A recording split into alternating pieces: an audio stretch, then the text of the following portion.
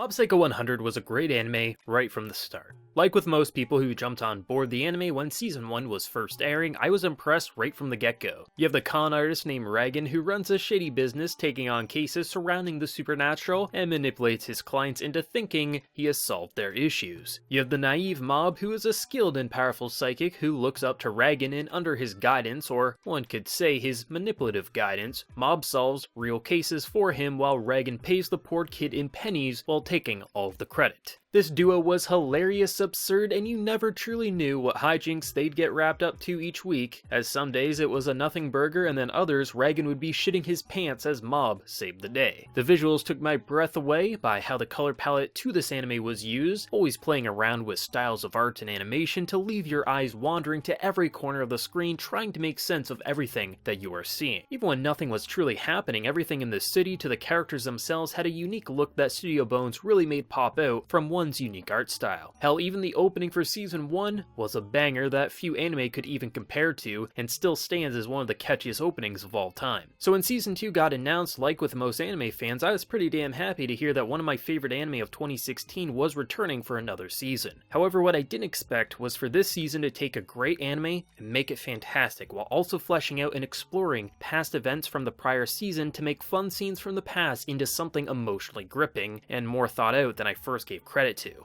After watching both seasons of Mob Psycho 100, I've come to understand that, for myself, what Mob Psycho truly is a story about growing up, with the main emphasis put on Reigen and Mob, but that doesn't mean the side cast is tossed to the side. They too have their moments. Reigen back in season 1 to me was a con man who I loved for questionable reasons. I mean, he is a scammer, right? Why would you normally like someone such as that? But his personality was so gripping that you almost felt like you were being conned by him and wanted to forgive him even when he does questionable things. Over the course of the second season, I started thinking about the actions more and more, and sure, he's still a con man, he lies and he uses people, but a good handful of the jobs, though he does lie about what he's done for his clients, many of the cases he takes on, there's nothing truly supernatural going on there. So he does something to help give them peace of mind, such as sometimes the client just needing a back massage. And when things are more supernatural, Mob is generally there to properly deal with it. Now, does he treat Mob like a tool? Absolutely, but I started recognizing more and more that he wasn't the worst of the worst, but I still was hoping that he would grow, and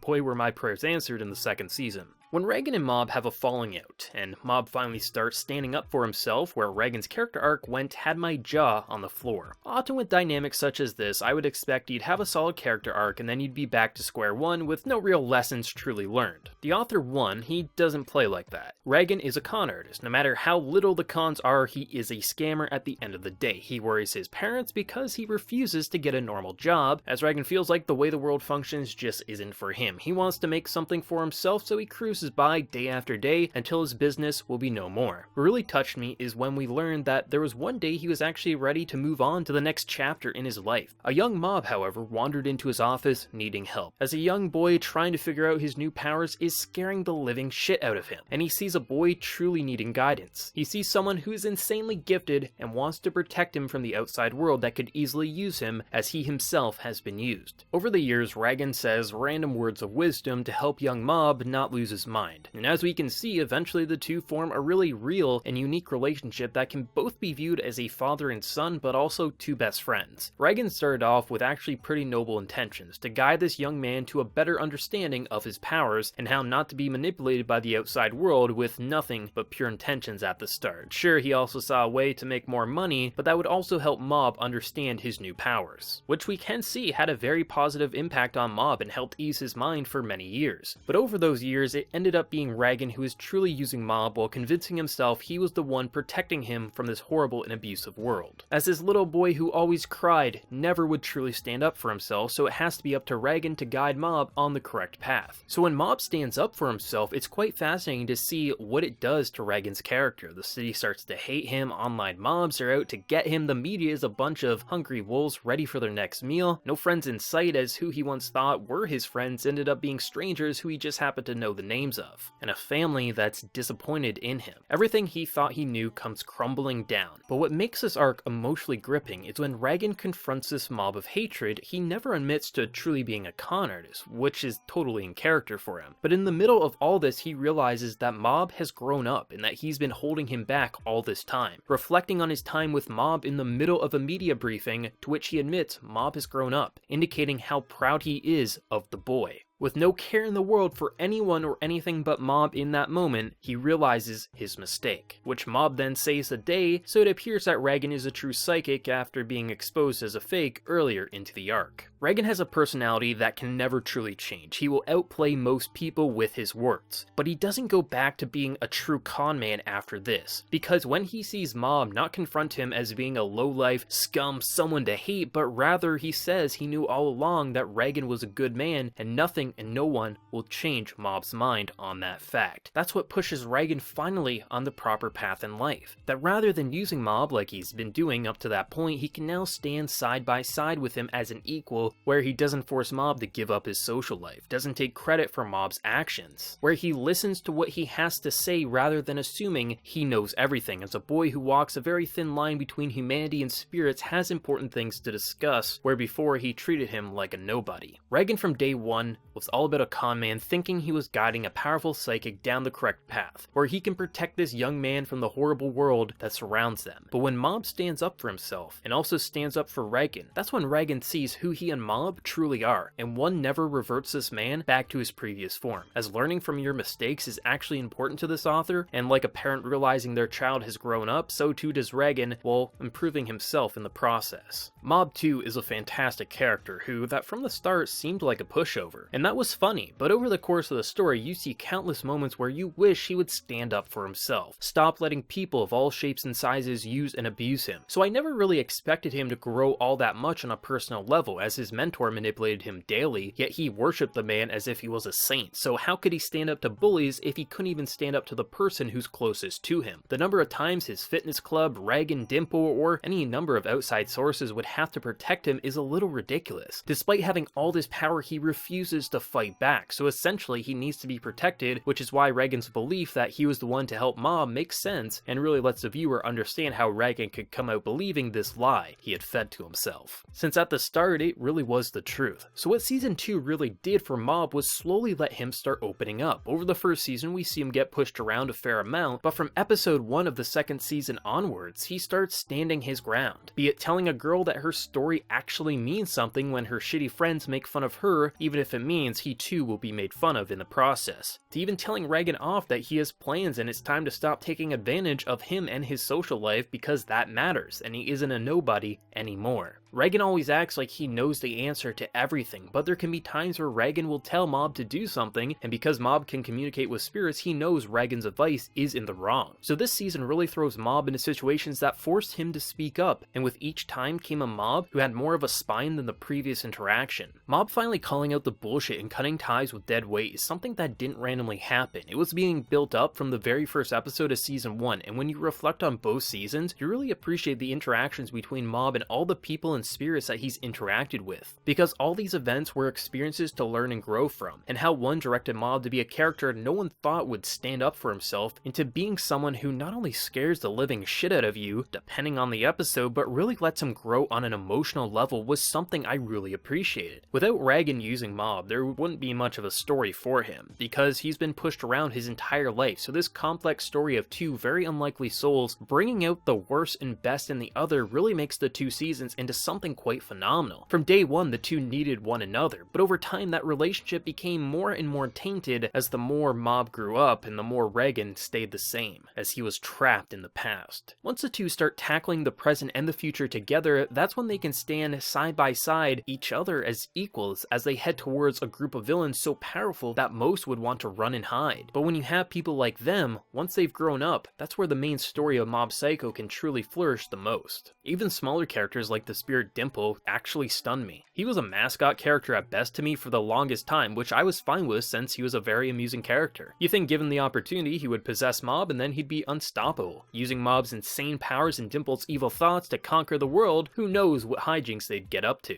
But come season 2, Mob at one point trusts and Dimple to protect his body and tells him that he believes he is willing to leave his body come the time after he deals with his evil presence. Mob puts full faith in Dimple, something no one has ever done before for him, and he doesn't take control for any other reasons other than to protect Mob's unconscious body. Something earlier into the story you would never expect to happen, but because there was a steady build up to Mob trusting in Dimple more and more, when the time comes you appreciate that moment a whole lot, because earlier on if you were told something like this would happen, you'd probably laugh in the face of the person who just said that. Dimple convinced himself he was one kind of spirit and he could never change, but because of Mob's trust in him, he shows Dimple that he can be something so much more, which also forced Dimple to grow up in the process, so he too changed alongside Reigen and Mob in Season 2. That's what's so great about the story of Mob Psycho. Nearly all the characters who get a significant amount of screen time grow and develop, and not in the typical sense of here's a major weakness and this is how they conquer it, but rather because you follow this unique cast of characters for a couple dozen episodes, all the little events that we pass off as comedy of the week end up being building blocks to the grand punchline, where because of the big event currently, when these characters reflect on their past and these events that have already occurred, you see why the characters are developing in this way. So many anime build up to a big development and then they'll call it a day, while surrounding its story and characters with a handful of smaller disposable events that don't influence the plot or the characters themselves. Where with Mob Psycho, all the smaller events were leading up to the development this entire time without any of us truly noticing, meaning that there was no such thing as a disposable event in Mob Psycho like some may have once thought, myself included. Any author that has a really clear vision for their story end up creating series that will last for years in the mind of the public even after it's been concluded for quite some time, which you can tell one had a very clear vision, as there's no way all these little elements connected as well as they do without some pretty solid planning ahead of time. It's not just that Season 2 was better than Season 1, it's that Season 1 revealed to be a lot more complex because of the events in the second season.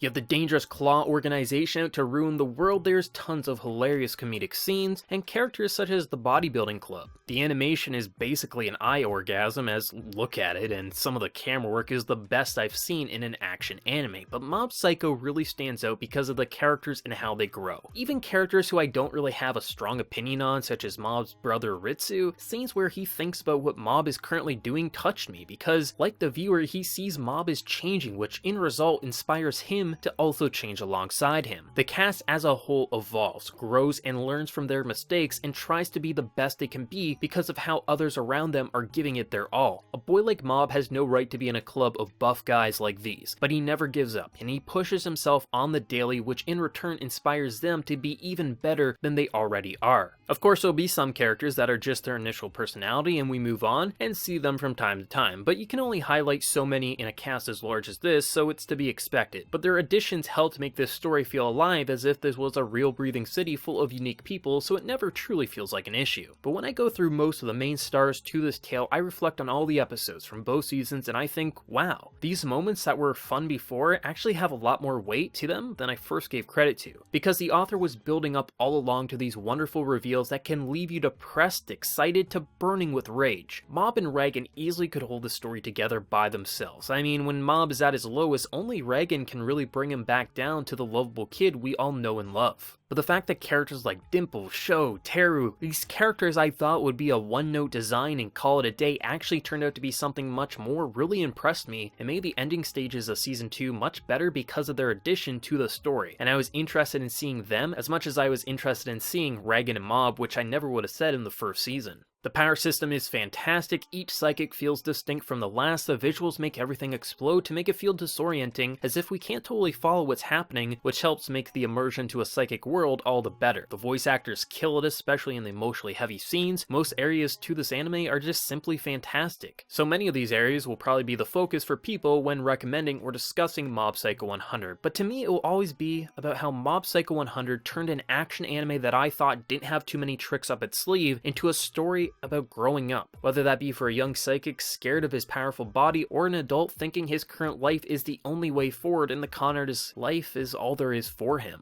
Where you watch a hefty cast of characters grow from their mistakes, learn to tackle this world head on, and because they all intertwine together even without realizing it, they help and inspire the others to learn who they truly are, and possibly they might even be worth something. As we follow a story about supernatural hijinks and world domination play out, what we're truly witnessing is some of the best character development in recent memory, with everything else being an added bonus. For those who have any thoughts on Mob Psycho 100 or this video, be sure to let me know yours down in the comment section below. If you did enjoy, also remember to leave a like to show your support, and be sure to subscribe if you happen to be new around here. Lastly, if you want to go the extra mile and help support what I do around here, there's always my Patreon. But until next time everyone, please take care and have a good one.